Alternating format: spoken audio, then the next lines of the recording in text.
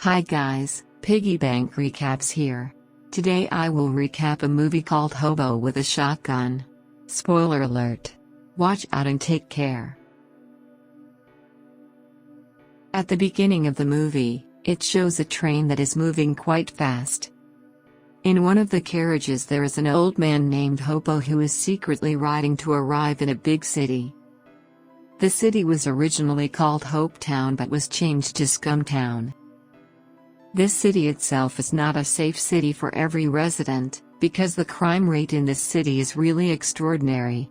You can imagine, Hobo, who had just arrived in the city, actually had to see people making violent videos. There were also people breaking into cars and even someone who was running with his head caught in a sewer cover.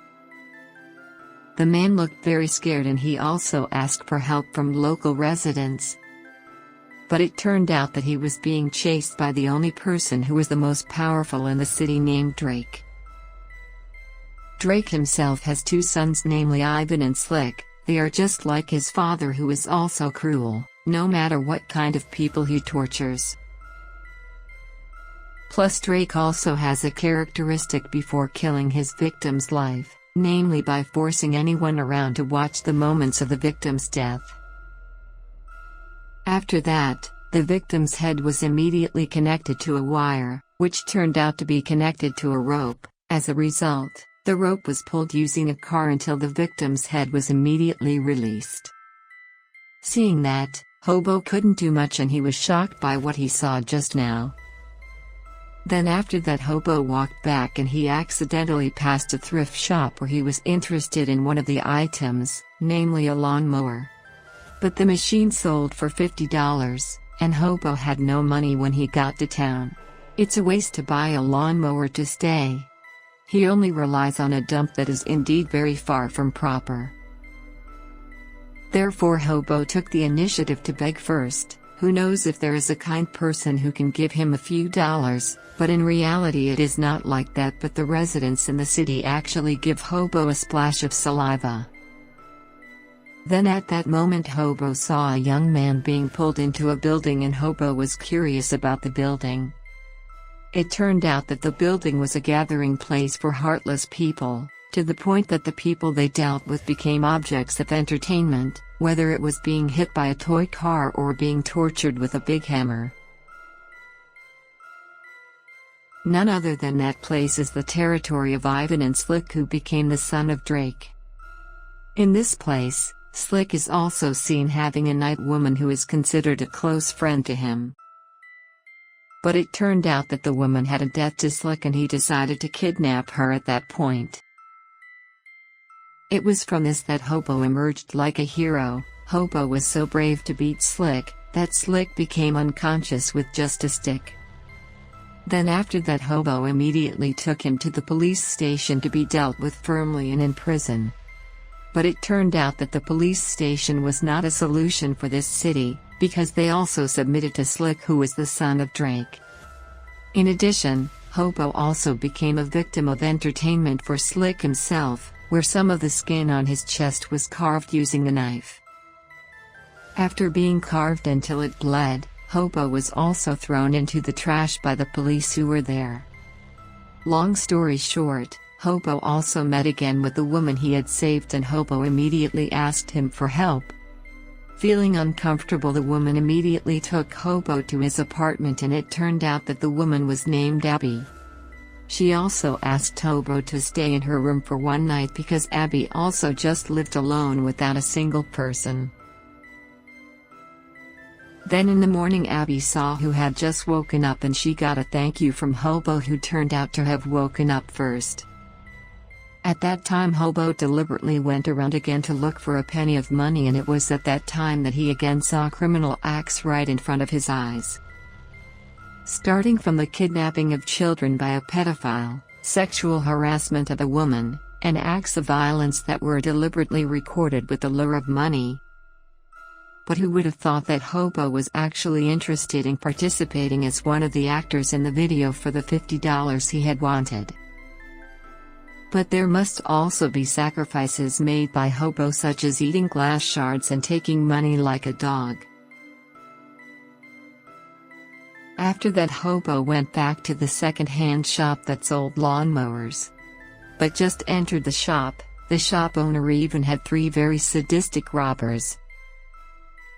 Seeing that, Hobo didn't take long to help the shop owner, because he could still rely on a shotgun which was also sold at the shop.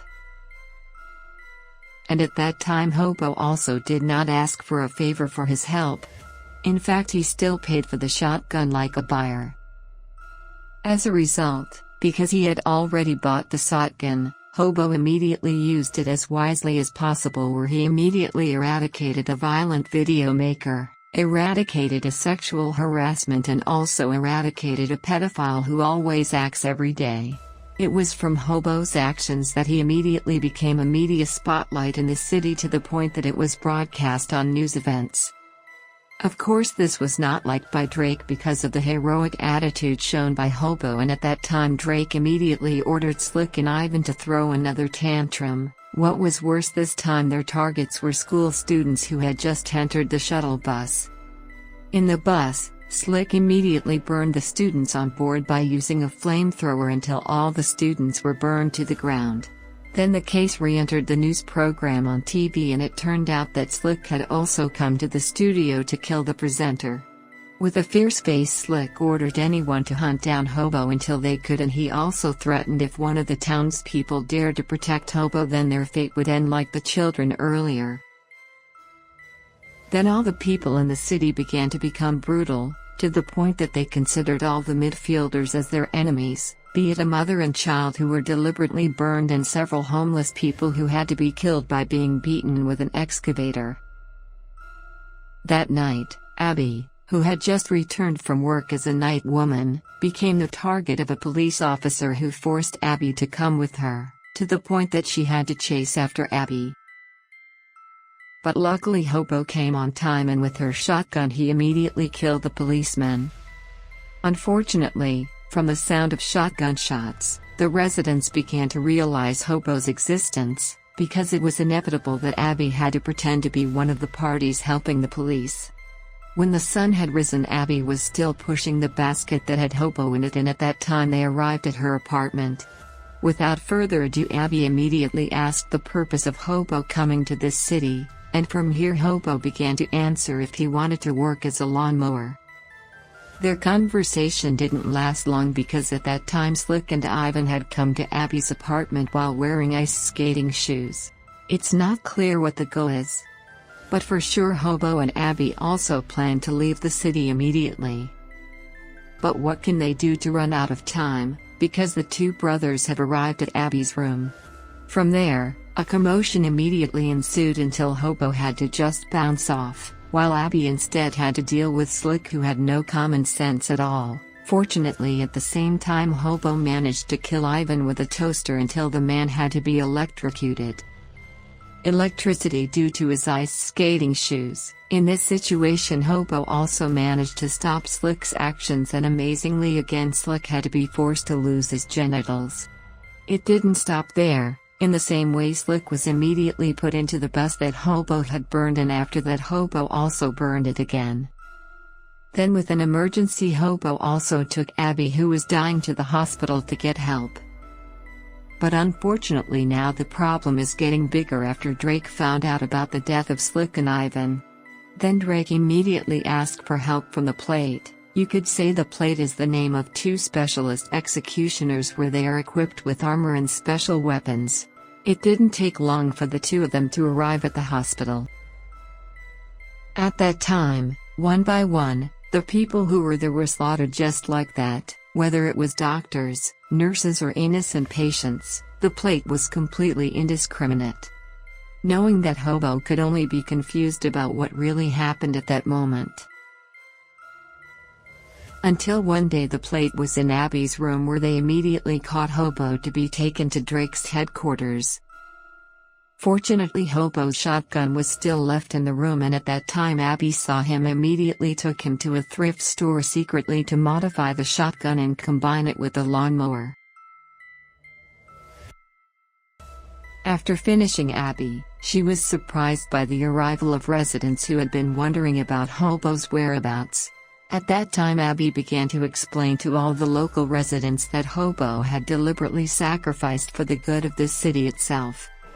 Abby also said that how could Hobo, who is a newcomer, care more about the future of the people here, when we ourselves don't care at all and want to kill him instead.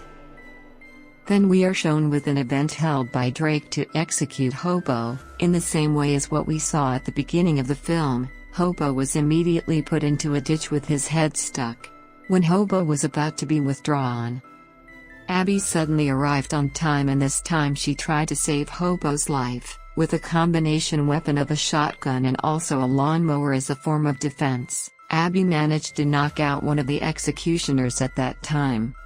In fact, he also managed to thwart the execution process even though Abby herself had to lose some of her hands. Even though Abby had lost her hands, she was still able to kill Drake with just a few stabs from her bones. After that, Abby immediately came to save Hobo from the sewer and the movie ended.